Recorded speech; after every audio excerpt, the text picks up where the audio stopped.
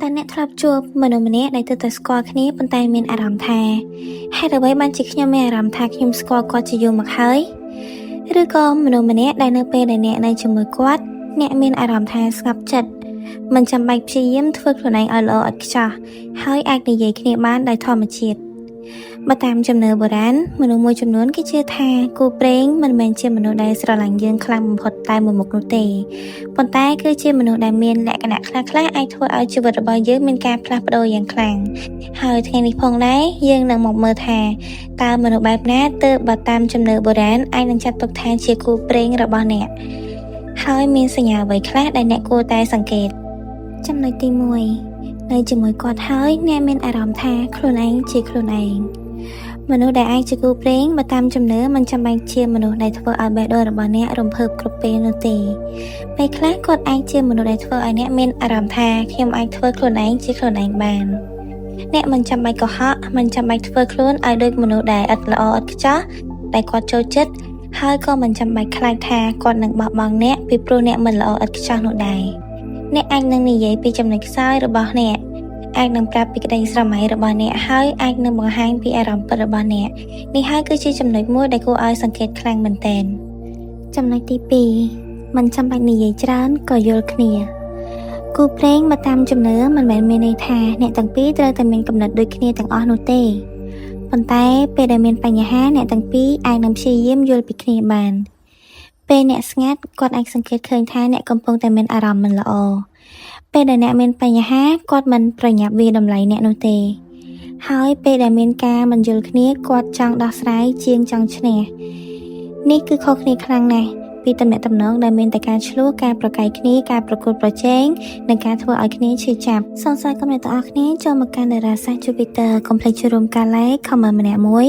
តើគូព្រេងរបស់អ្នកមានលក្ខណៈសម្បត្តិដូចនៅខាងក្នុងនេះដែលខ្ញុំនេះបាននិយាយដែរឬទេសូមចូលរួមការចែករំលែកវីដេអូនេះទៅដល់គូព្រេងរបស់អ្នកក៏ដូចជាមិត្តភ័ក្តិរបស់អ្នកដើម្បីសង្កេតមើលគូព្រេងរបស់អ្នកទាំងអស់គ្នាកុំភ្លេចចូលរួមការ comment ដើម្បីចែករំលែកបទពិសោធន៍គ្នានិងចូលរួមការ subscribe ម្នាក់មួយដើម្បីទទួលបាននូវវីដេអូបន្តទៀតចំណុចទី3មានអារម្មណ៍តាក់ទាញជាពិសេសមានមនុស្សខ្លះទើបតែជួបគ្នាលើកដំបូងនោះទេប៉ុន្តែមានអារម្មណ៍ថាមានអ្វីមួយតាក់ទាញចិត្តគ្នាទៅវិញទៅមកមិនមែនមានន័យថាគាត់ត្រូវតែស្អាតបំផុតឬក៏សង្ហាបំផុតនោះទេប៉ុន្តែមានអ្វីមួយនៅក្នុងបុគ្គលិកលក្ខណៈរបស់គាត់ដែលធ្វើឲ្យអ្នកចង់ស្គាល់គាត់បន្ថែមទៀតអ្នកអាចនឹងនឹកគាត់បើទោះបីជាមិនបាននិយាយគ្នាយូរក៏ដោយឬក៏ពេលជួបគ្នាម្ដងទៀតអារម្មណ៍មួយចំនួនហាក់ដូចជាត្រឡប់មកវិញភ្លាមបើតាមជំនឿមនុស្សខ្លះគេហៅថាអារម្មណ៍បែបនេះគឺការតាក់ទាញរបស់គូព្រេងចំណុចទី4គាត់ចូលមកក្នុងជីវិតរបស់អ្នកនៅពេលដែលសំខាន់នេះគឺជាចំណុចដែលគួរឲ្យចាប់អារម្មណ៍ពេលខ្លះមនុស្សម្នាក់ចូលមកក្នុងជីវិតរបស់យើងនៅពេលដែលយើងកំពុងតែផ្លាស់ប្ដូរជីវិតឧទាហរណ៍អ្នកកំពុងតែចាប់ផ្ដើមការងារថ្មីកំពុងតែចាប់ផ្ដើមជីវិតថ្មីកំពុងតែឆ្លងកាត់បញ្ហាមួយឬក៏កំពុងតែព្យាយាមផ្លាស់ប្ដូរខ្លួនឯងហើយនៅពេលនោះមនុស្សម្នាក់នោះក៏ចូលមកក្នុងជីវិតរបស់អ្នកបើតាមជំនឿនេះអាចនឹងត្រូវបានមើលឃើញថាវាគឺជាការជួបដែលមានពេលវេលាជាពិសេសក៏ដូចជា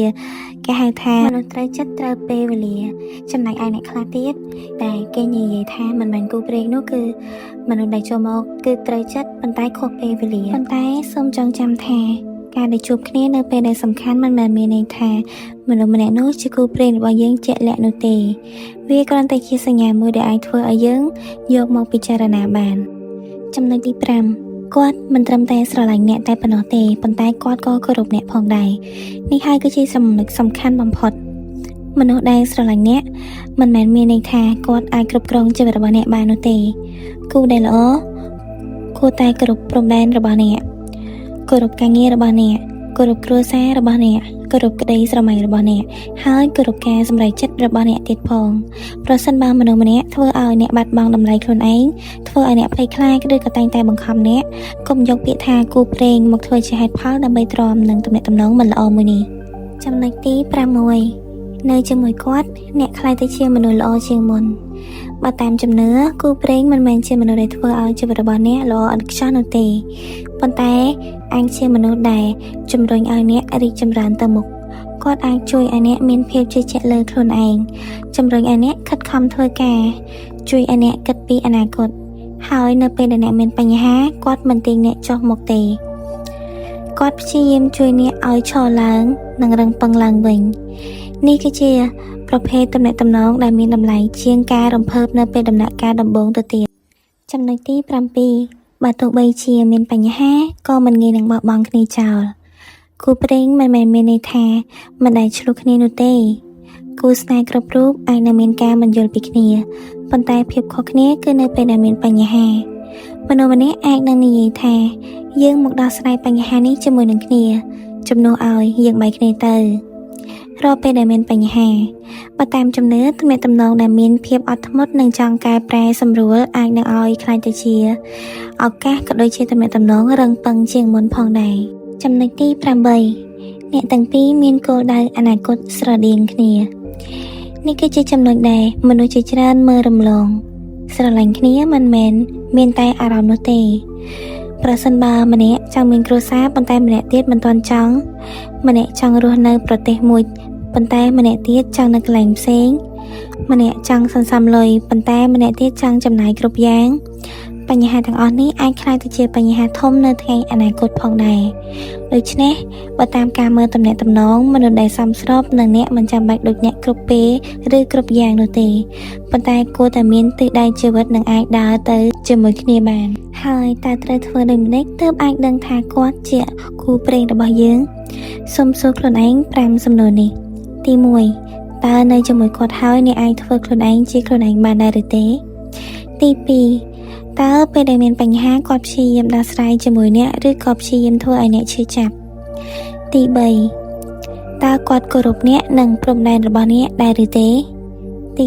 4តើអ្នកទាំងពីរមានគោលដៅអនាគតដែលអាចនៅជាមួយគ្នាបានទេទី5ហើយជាចំណុចដែលសំខាន់បំផុតតើការដែលមានគាត់នៅក្នុងជីវិតអ្នកអាចធ្វើឲ្យអ្នកមានអារម្មណ៍ថាសុខសាន្តឬក៏ធ្វើឲ្យអ្នករស់នៅក្នុងភាពភ័យខ្លាចប្រសិនបើចម្លើយភាគច្រើនគឺនៅក្នុងផ្លូវវិជ្ជមាននោះយ៉ាងហោចណាស់វាអាចបង្ហាញថាអ្នកកំពុងតែមានទំនាក់ទំនងដែលមានមូលដ្ឋានយ៉ាងល្អជាចុងក្រោយនេះសូមចងចាំថាគូព្រេងមិនមែនជាមនុស្សដែលល្អឥតខ្ចោះនោះទេហើយក៏មិនមែនជាមនុស្សដែលធ្វើឲ្យអ្នកមានសុភមង្គលគ្រប់ពេលនោះដែរបើតាមជំនឿគូព្រេងអាចជាមនុស្សដែលចូលមកក្នុងជីវិតអ្នកដើម្បីឲ្យអ្នករៀនស្រឡាញ់រីកចម្រើននិងដើរទៅមុខជាមួយគ្នាផងដែរដូច្នេះសូមកុំមើលតែថាខ្ញុំស្រឡាញ់គាត់ខ្លាំងណាស់ប៉ុន្តែសូមសួរខ្លួនឯងថាតើមនុស្សម្នាក់នេះអាចធ្វើឲ្យខ្ញុំខ្លាចទៅជាមនុស្សល្អទៅមុខដែរឬទេប្រសិនបើអ្នកចង់ដឹងថាតាមថ្ងៃខែឆ្នាំកំណើតតើគូព្រេងរបស់អ្នកមានបុគ្គលិកលក្ខណៈបែបណាហើយមានសញ្ញាអ្វីខ្លះដែលអាចសង្កេតបានសូមកុំភ្លេចចុច follow ក៏ដូចជា subscribe ដើម្បីទទួលបានវីដេអូបន្តទៀត